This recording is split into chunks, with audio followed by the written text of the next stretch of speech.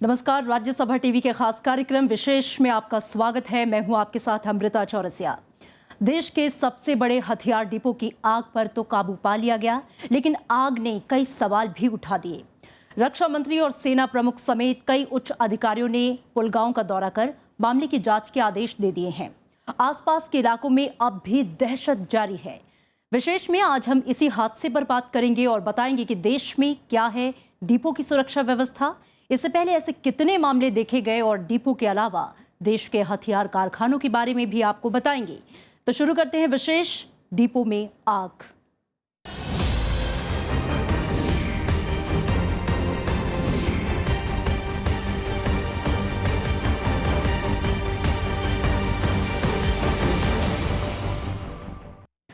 Asia के सबसे बड़े आयुध डिपो में से एक पुलगांव के केंद्रीय आयुध डिपो में लगी आग में अब तक 19 लोग मारे गए, कई घायल हैं। हालांकि इस हादसे में एक ही डिपो को नुकसान पहुंचा है, बाकी के 9 शेड में रखे गोला बारूद को बचा लिया गया।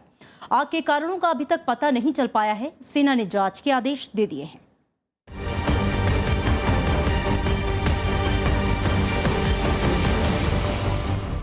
एक चिंगारी और कई सौ टन गोला बारूद बर्बाद। धमाकों की गूंज कई किलोमीटर दूर तक सुनी गई। धमाका ऐसा कि आसपास के कई गांवों के घरों में दरारें पड़ गईं।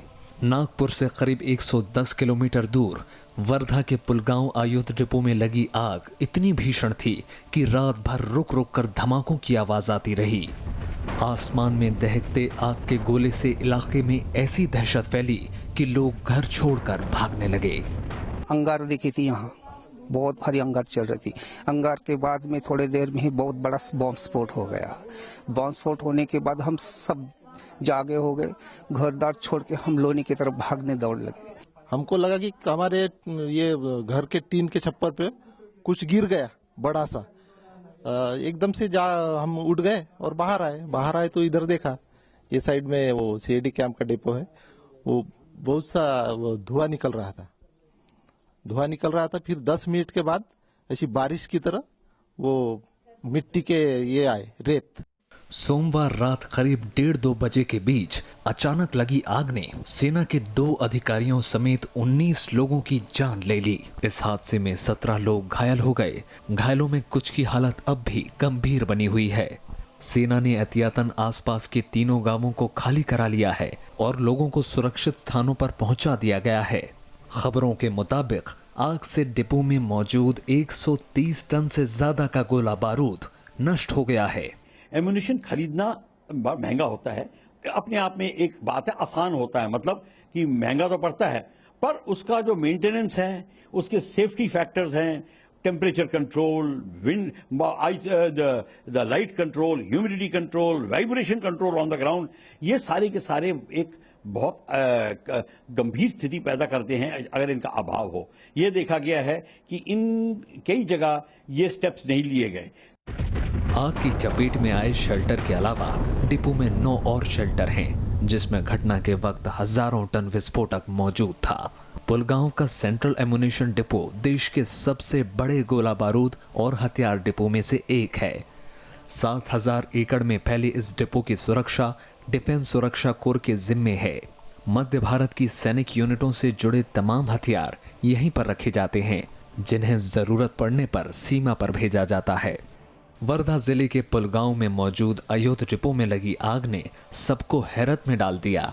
सेना प्रमुख जनरल दलबीर सिंह सुहाग मामले की जानकारी के लिए मौके पर पहुंचे तो आनन फानन में रक्षा मंत्री मनोहर पर्रिकर भी पुलगांव रवाना हुए। रक्षा मंत्री और सेना प्रमुख ने अस्पताल में घायलों से मुलाकात की और घटना की उच्च स्तरीय जांच के आदेश दिए। जो उसका कारण है वो कारण आर्मी की इंक्वायरी कंप्लीट होने के बाद समझ जाएगा, वो इंक्वायरी फाइंड आउट करेगा।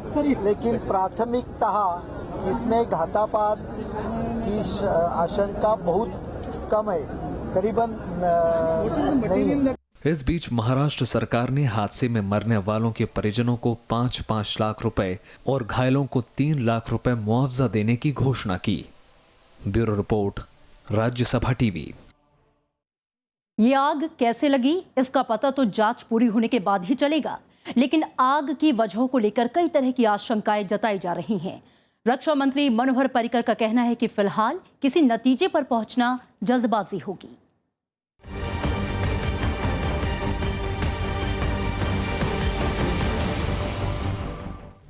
देश के सबसे सुरक्षित भंडार में लगी आग तो बुझ गई, लेकिन धमाके से जुड़े कई सवाल अब भी सुलग रहे हैं। सेना ने फिलहाल हादसे के पीछे किसी तरह की साजिश से इनकार नहीं किया है। इसी सिलसिले में जांच के लिए गठित एसआईटी ने मौके पर जाकर तफ्तीश की। रक्षा क्षेत्र से जुड़े जानकार डिपो में किसी भी तरह के शॉर्ट सर्किट की संभावनाओं को खारिज कर रहे हैं। ये जरूर कहा जा सकता है कि वहाँ इलेक्ट्रिकल शॉर्ट सर्किटिंग की बात नहीं सोची जा सकती, क्योंकि जो हम एमिनेशन रखते हैं उसके अंदर कोई भी ना तो इलेक्ट्रिकल कनेक्शन होता है, ना ही कोई इलेक्ट्रिकल पॉइंट्स दिए जाते हैं, क्योंकि ऐसा संभावना ना हो कि इलेक्ट्रिकल शॉर्ट सर्किटिंग हो जाए। या यूँ भी नहीं कह सकते हैं कि गर्मियों का मौसम चल रहा है तो कई बार क्या होता है एमिनेशन डिपो में आग लग जाती है एम्बिएंट टेम्परेचर के बढ़ने से, लेकिन वो भी बात नहीं कही जा सकती क्योंकि रात में आग लगी है, तो ऐसा कहना भी मुश्किल है। लेकिन क्या एक असली वजह है वो तो फिर इंक्वायरी के बाद ही पता लग पाएगा। हथियारों को आग से बचाने के लिए आयुध डिपो में सुरक्षा के लिहाज से कई तरह के इंतजाम हैं। हथियारों को आग से बचाने के लिए 8 स्तरीय व्यवस्था की गई है। अगर कहीं धुआं उठता है तो ऐसी स्थिति में सेंसर और अलार्म तंत्र तुरंत हरकत में आ जाते हैं। डिपो में जगह जगह मिट्टी के ढेर जमा होते हैं जिनसे आग पर काबू पाया जा सकता है। हथियारों के गोदाम में हर शेल्टर में आग बुझाने के लिए उपकरण भी मौजूद होते हैं। सुरक्षा के मद्देनजर गर्मी की तपिश को भी ध्यान में रखा जाता है, इसलिए हथियारों को भी 4 भागों में बांटकर रखा जाता है। सेना गोला बारूद को कंक्रीट के बंकर में रखती है। देश के हर आयुध डिपो में 30 से 40 भूमिगत पानी के टैंक बने हुए हैं। सुरक्षा के इतने इंतजामों के बावजूद पुलगांव आयुध डिपो की आग कैसे इतनी फैली, इसको लेकर सवाल उठ रहे हैं। Well planned out fire fighting schemes होती हैं। हर डिपो को एक फायर फाइटिंग प्लेटून ऑथराइज होती है। उनके पास अपने फायर फाइटिंग टेंडर्स होते हैं, फायर फाइटिंग ट्रेन पर्सनल होते हैं, और साथ ही साथ जो लोकल एडमिनिस्ट्रेशन है उनके साथ उनका म्यूचुअल एड स्कीम होती है जहां से फायर टेंडर्स आ जाते हैं। तो फायर लगने के बाद फायर को काबू करने में कोई डील नहीं होगी, लेकिन फायर कैसे लगी ये एक जो बड़ी चिंता का विषय है। वो डंप टू डंप का फासला भी ऐसे रखा जाता है कि सिंपैथेटिक एक्सप्लोजन्स नहीं हो सकें। एक में शुरू हुए तो दूसरे में ऑटोमेटिकली ना फैल जाए, तीसरे में ना पहुंच जाए, एटसेट्रा। लेकिन उसके बावजूद भी इतना बड़ा हादसा हो जाना अपने आप में हैरत का विषय है।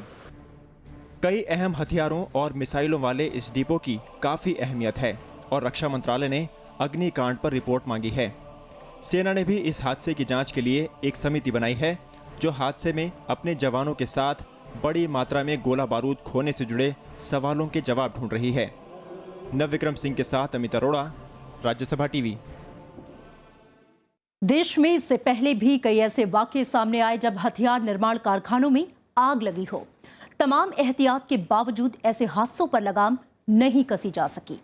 सीएजी ने भी इन हादसों पर बीते दिनों कुछ जरूरी सवाल उठाए थे। आइए देखते हैं इससे पहले ऐसे कौन कौन से हादसे हुए।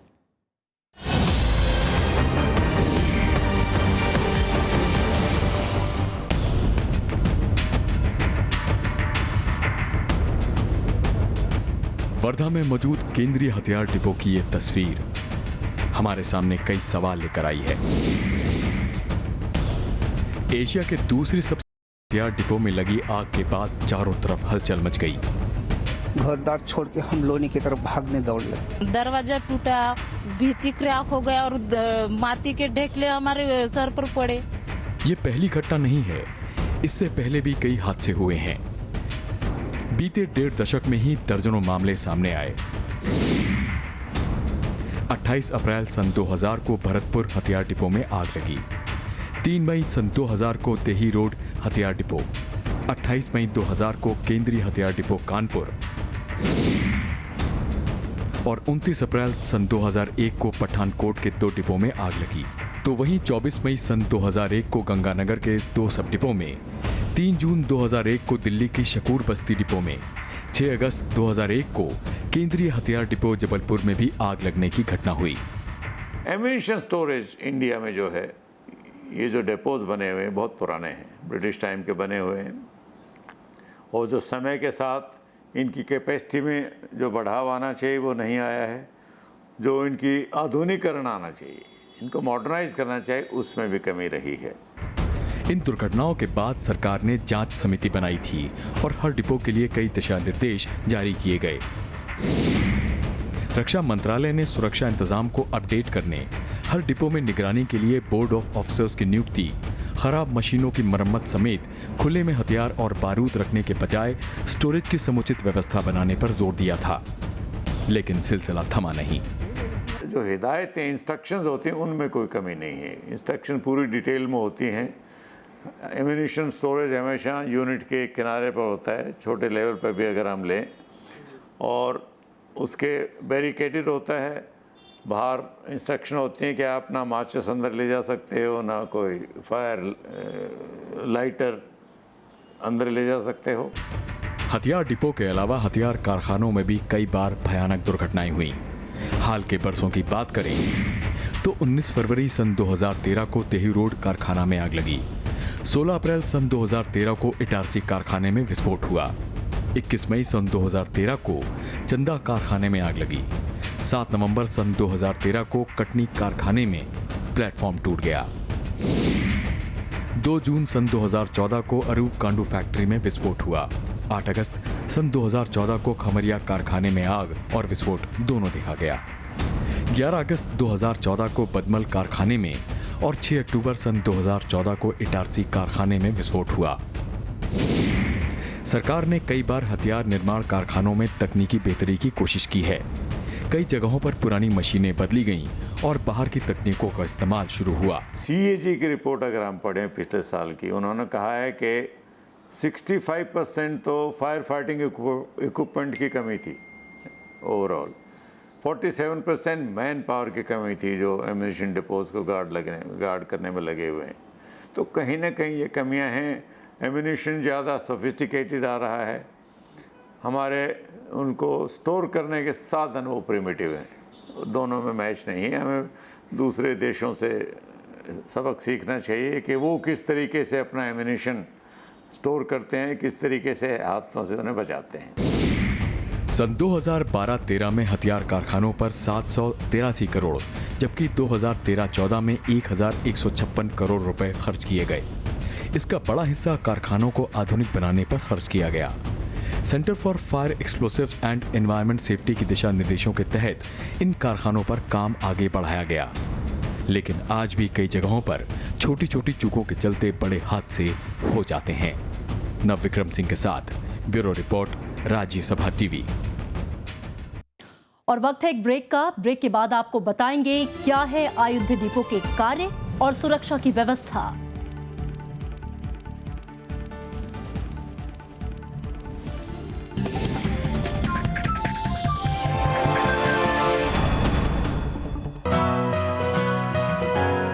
किताब। इस कार्यक्रम के हर एपिसोड में हम किसी महत्वपूर्ण किताब के बारे में उसके लेखक, संपादक या उस विषय के जानकार के साथ बातचीत करेंगे। India is a very verbal society. We like speaking. Bhagat Singh का संदेश 19 अक्टूबर 1929 का लाहौर जेल से पढ़ा गया। उसमें साफ साफ कहा कि देखो युवकों, हम लोग बम और पिस्तौल के लिए नहीं क्रांति के लिए लड़ रहे, जन संगठनों के जन चेतना के जरिए हमें वो करना है। पश्चिमी समाज में जो सिद्धांतीकरण हुआ राज्य का, उसमें जैसे हॉब्स, लॉक, रूसो जैसे लोगों ने किया, उन लोगों ने मनुष्य के बारे में जो अवधारणाएं बनाई, फुकुयामा उसका खंडन कर रहा है।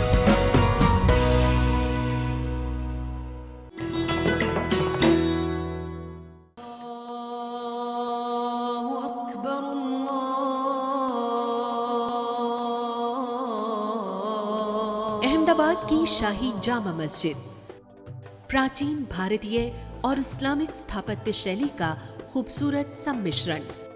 इस मस्जिद में है अलग अलग ऊंचाई के कुल 260 स्तंभ और 15 गुंबद। पीले बलुआ पत्थर से बनी इस विशाल इमारत में है 3 प्रवेश द्वार, मुख्य प्रार्थना कक्ष और प्रार्थना कक्ष से लगे 2 विशाल दालान।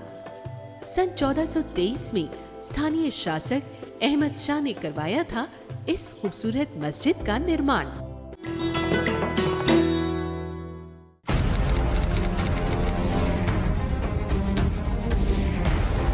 कलम की आंखों ने परखा इतिहास। मिसेस गांधी हैंडलिंग जो थी वार की, वो मास्टरली थी। वाजपेयी जी जब झगड़ा हो रहा था तो मुझसे कहते हैं जाते वक्त, इससे अच्छा तो ये है इंदिरा जी वापस आ जाए। कागज पर उतर आई हर बात। मैंने कहा मोरारजी भाई मुबारक हो, ये काम तो बहुत होगा। हाँ, कम होता अगर तुम उस वक्त मुझे प्राइम मिनिस्टर बनने देते। देखा देश को बनते हुए,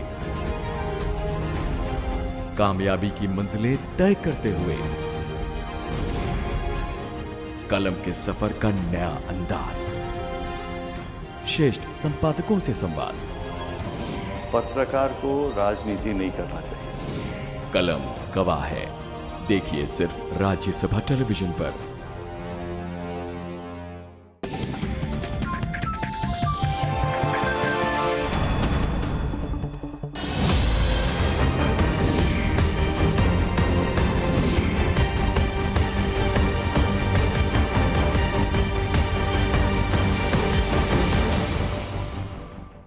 ब्रेक के बाद स्वागत है आपका।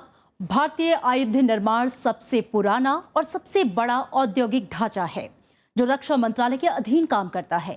आइए आपको बताते हैं कि देश में आयुध कारखानों का इतिहास क्या है।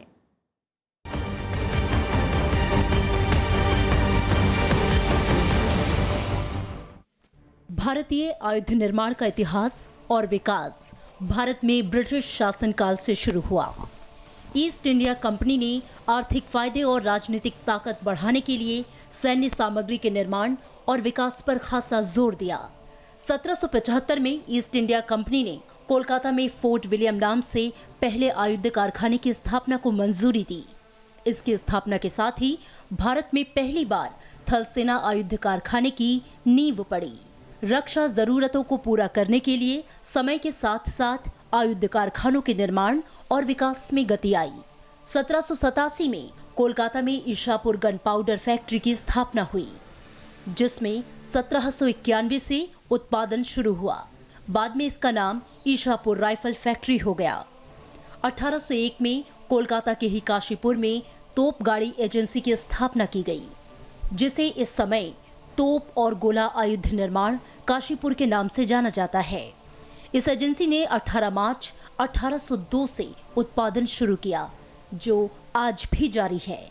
आजादी से पहले देश में 18 आयुध कारखाने थे, लेकिन 1947 में आजादी के बाद आयुध निर्माण कारखानों की संख्या बढ़कर 21 हो गई। 1948 में आयुध निर्माण कारखाने सीधे रक्षा मंत्रालय के नियंत्रण में आ गए।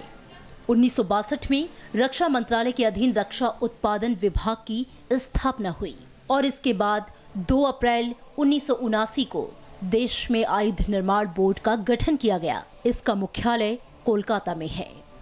नवविक्रम सिंह के साथ Amrita Chaurasia, bureau report, Rajya Sabha TV. हथियार डिपो में रक्षा से जुड़े हथियारों का भंडारण किया जाता है। पुलगांव के जिस भंडार में आग लगी वो एशिया का दूसरा सबसे बड़ा भंडार है, लेकिन इन हथियारों को बनाने के लिए देश में कई कारखाने हैं। आइए जानते हैं इन कारखानों के बारे में।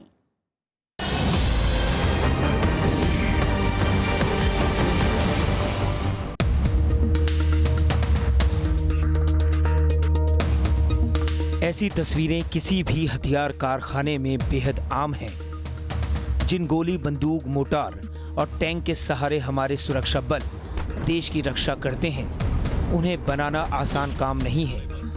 भारतीय हथियार कारखाने रक्षा मंत्रालय के तहत काम करने वाली सबसे पुरानी इकाइयों में से एक है। कोलकाता में ऑर्डिनेंस फैक्ट्री बोर्ड का मुख्यालय है, जो देश के 41 अलग अलग कारखानों का संचालन करता है।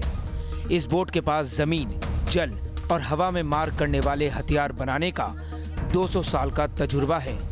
इन्हीं कारखानों में बने हथियारों को भंडार केंद्रों में रखा जाता है। हर कोई एमिनेशन अलग अलग फैक्ट्री में या तो इंपोर्ट किया जाता है या वो फैक्ट्री बनाती है। ये स्टोरेज अलग है, बनाना अलग है। स्टोरेज तो आर्मी को किस एमिनेशन की कहाँ ज़रूरत पड़ सकती है उसको ध्यान में रखते हुए और सेफ्टी को ध्यान में रखते हुए लैंड कहाँ अवेलेबल है, इन सब बातों को। और ऐसी भी नहीं कि सारा एमिनेशन एक ही जगह आप स्टोर करें, अगर उसमें कोई हादसा हो जाए जैसे पुलगाम में हुआ है तो आप बिल्कुल ही हाथ खड़े हो जाएं, ऐसा नहीं होता। देश के अलग अलग इलाकों में फैले इन कारखाने के अलावा 9 प्रशिक्षण संस्थान भी हैं जहां हथियारों से जुड़ी ट्रेनिंग दी जाती है। इनमें National Academy of Defence Production का 1 और Ordnance Factories Institute of Learning के 8 संस्थान देश भर में मौजूद हैं। यही नहीं, 3 क्षेत्रीय मार्केटिंग केंद्र भी अलग अलग इलाकों में खुले हैं। दिल्ली, अवधी और पुणे में ये केंद्र मौजूद हैं। सुरक्षा संबंधी इंतजाम के लिए भी 4 केंद्र खोले गए हैं। इन सब की निगरानी के लिए आला अधिकारियों की अगुवाई में कई विभाग काम करते हैं। क्लोथिंग, एम्यूनिशन, आर्म, ये आर्मी ऑर्डिनेंस कोर की होती है। तो ये एम्यूनिशन आर्मी ऑर्डिनेंस कोर, उसमें हमारे एक डायरेक्टर जनरल होते हैं, लेफ्टिनेंट जनरल रैंक के हैं वो। इसके अलावा ऑर्डिनेंस फैक्ट्री बोर्ड है, लेकिन वो प्रोटेक्शन के लिए, स्टोरेज के लिए, सब ऑर्डिनेंस के नीचे आते हैं। और जो इसकी गार्डिंग होती है उसमें सिर्फ फौजी नहीं होते, सिविलियन भी होते हैं, डीएससी के भी होते हैं एम्प्लॉयज़। अब मरे 13 हैं, वो सिविलियन भी मरे हैं, तो वो भी कार्यकर्ता होंगे वहाँ पर। भौगोलिक तौर पर देखें तो 41 हथियार कारखानों में सबसे ज्यादा महाराष्ट्र में 10, उत्तर प्रदेश में 9, मध्य प्रदेश और तमिलनाडु में 6-6, पश्चिम बंगाल में 4, उत्तराखंड में 2, आंध्र प्रदेश में 1, छत्तीसगढ़ में 1, ओडिशा में 1 और बिहार में 1 कारखाना मौजूद है।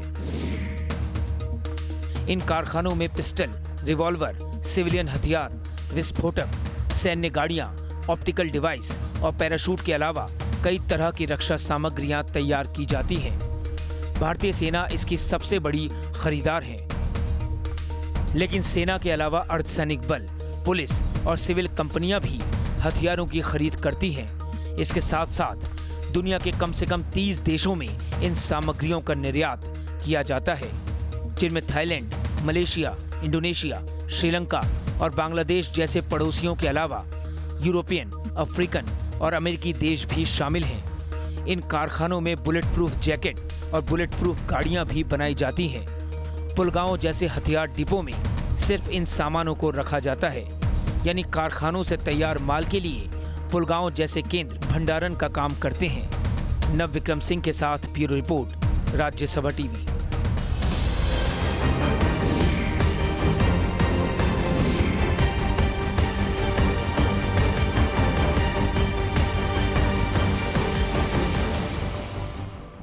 विशेष में आज के लिए इतना ही। देश और दुनिया के तमाम अहम घटनाक्रम जानने के लिए आप देखते रहिए राज्यसभा टीवी। नमस्कार।